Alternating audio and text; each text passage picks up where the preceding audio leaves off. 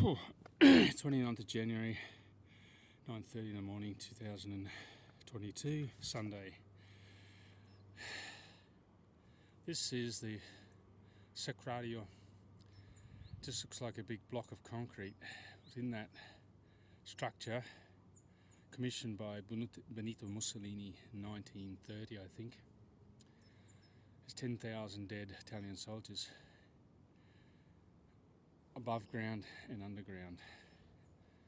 Young men fought to defend this defensive line here, which just beyond that house is the Piave River.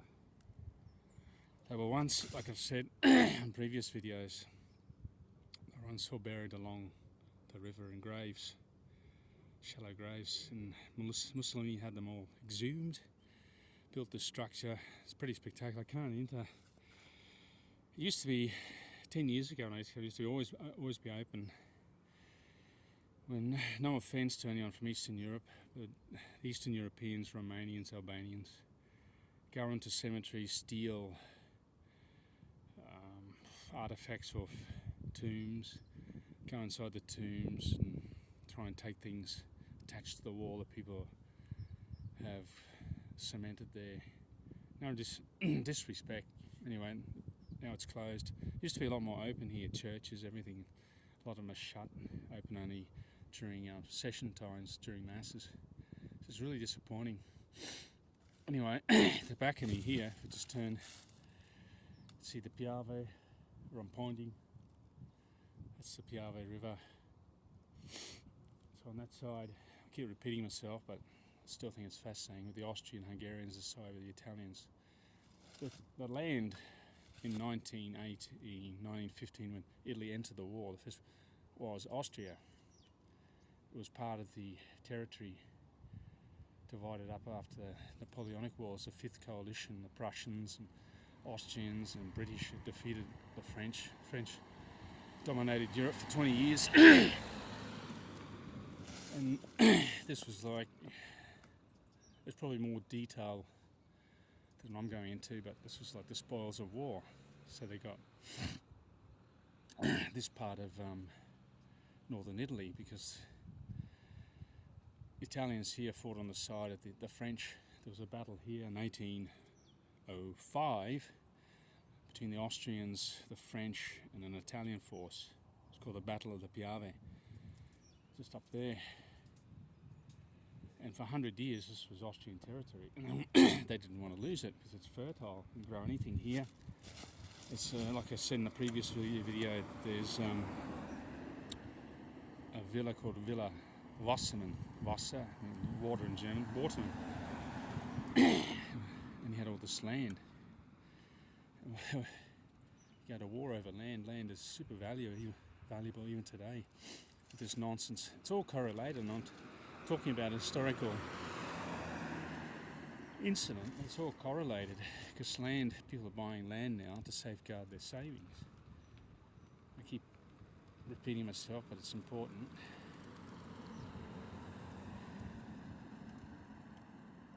Australia, this is the most peculiar.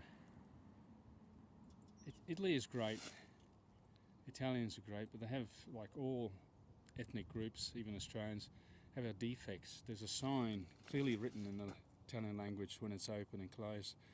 They come up here, I call them lazy people in cars because they want to see it. But it's got the opening and closing times just the end of the road. Clearly written, they still come. Anyway. Apart from that, what I'm talking about, the economic conditions, the First World War, were similar to the economic conditions and social circumstances we're experiencing now, like an Eastern Front, Ukraine, Russia, over ethnicity, over land, over territory, over resources. That's why people went to war. The First War wasn't just over the assassination of the heir to the Austrian-Hungarian Empire. It was like the Serbs wanted their land back, the independence. The Austrians were there. The Venetians, this land here, it was a republic that lasted more than 1,000 years, from 697 to 1797. they wanted their land back. They hated the Austrians and they didn't particularly want to be part of the new Italian nation, which was just formed, had been just formed for 50 years, 1878. They had a vote in 1866 here, the Venetians, and the referendum was rigged. All the nobles, the peasants weren't allowed to vote. They were always kept busy in the fields working. Same thing, nothing's changed. Nothing has changed. We've still got a 1% who wants to command the 90%, 95%, and be treated like refuse, even though we create the wealth. The farm labourers, the road labourers, if the system fix the road, nurses, carpenters, electricians, plumbers, we develop the economy. Okay, you can see it now. Hard to get people to work. I mean, it works both ways. If you're a business person, you need labour. Without labour, you got nowhere to go. What are you going to do it all by yourself? So anyway, going back to this, like I'm just saying once again, the peculiarities of the Italians. The gate's shut. He's still trying to find a way to get in. Anyway, like I was saying, going back to how economic situation, circumstances and social circumstances are all the same. People having a stroll through some private property, but you can walk through it. You shouldn't be, because they sprayed it with pesticide.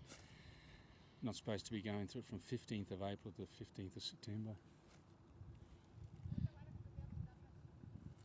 Anyway, the conditions are the same. You've got people wanting Ukraine wants independence from Russia. They feel threatened. The ethnic Russians who live in the Donetsk Republic want to be part of Russia. They had a vote on it, the Minsk Agreement. The Ukrainians said respect it. They're supposed to give the independence to the Donetsk region to the Russians, autonomy. They haven't done it, so it's all one-sided.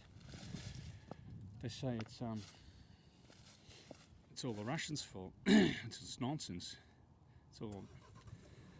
I'm just saying, you can't just take at face value what the mainstream media says. You've got to dig for the truth. The YouTube channel is also BitChute. These other social media channels, talking to other people on Twitter.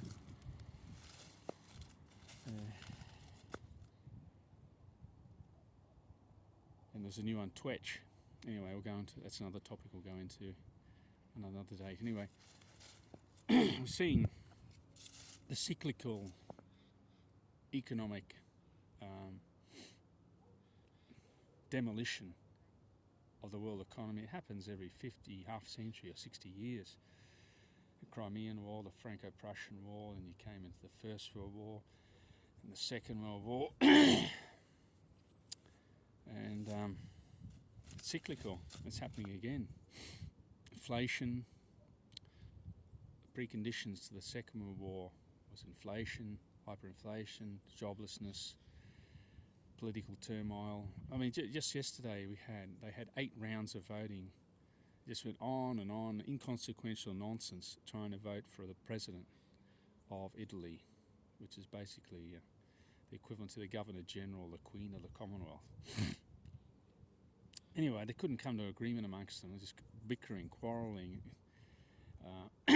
So they asked the outgoing president, who's 80 years old, begged him, more or less, if he'd take the position back up again instead of voting a new president, because they couldn't come to an agreement.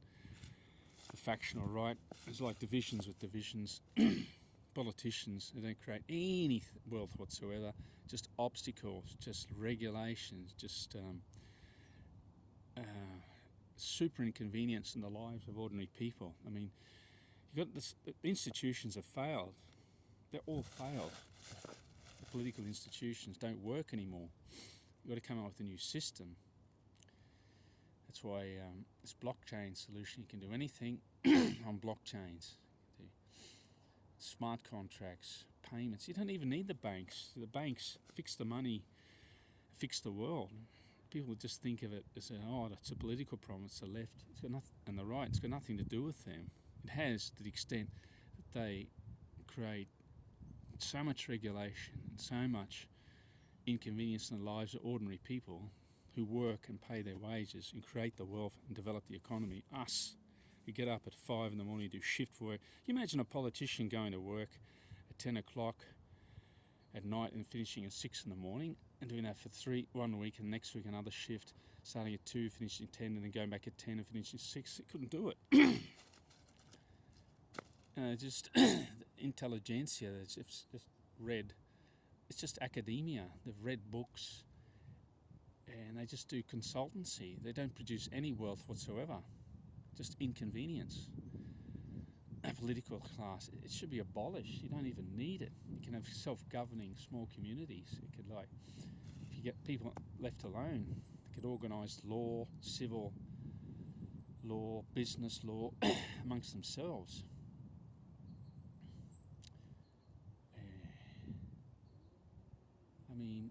Going on to the topic of social media, and then you've got super powerful so-called contrary opinionists like Joe Rogan and Bill Maher.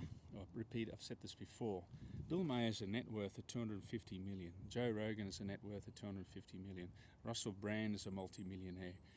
Ricky Gervais, the guy who slagged off at the multi-millionaire actors.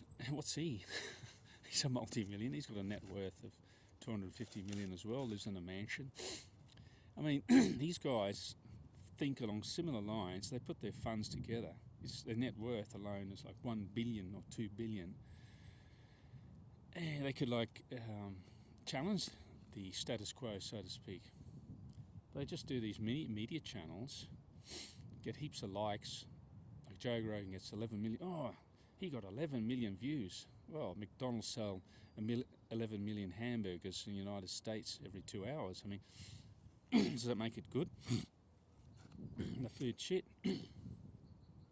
Everything's based on how popular it is, and how many likes you get, and how many they become a power themselves. You can't criticise them because then you can criticise the status quo, but the people are criticising the status quo and they become a power within themselves. You can't criticise them.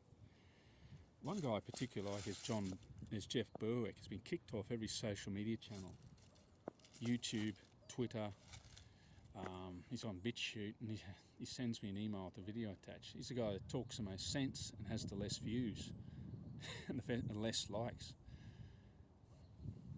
When you send these so-called alternative media channels, you send make a quote, they never comment on it, or you get a reply with a thumbs up saying, yeah, you want advice? Ring me on this number, or something like that. The ordinary person, a baker, or a plumber, or electrician, they're the people that talk the most sense, the most normal people on earth. People who have got, in my opinion,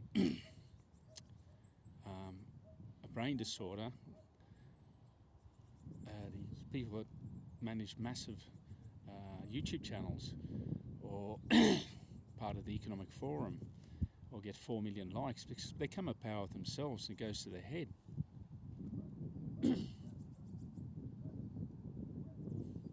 This new blockchain technology, it's meant to empower individuals, everyone person. We're all the same.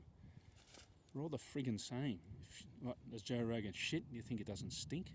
You think the Queen's shit doesn't stink? We're all the friggin' same. We end up like this at the end. There's more life in these dead leaves than there will be in us when we die. So get real. It's because you get 4 million likes and you're a popular media personality, don't become a smart ass. Okay? Anyway, I'm going to go now. Enjoy the rest of my ride. So I come out here to clear my head. Don't get fixated with making money and being from the computer and saying, listen to what I've got to say. I'm the expert on the economy, I'm the expert on money. Look after your health as well. Exercise, fast, eat good food, meditate, whatever that means. This is meditation. You go on a bike, get to threshold, all the rubbish that goes around our head today, this madness we're living through, gets cleared when you do threshold exercise, when you're getting up to your highest heart rate level. It's good for you. Have a good day. Look after yourself.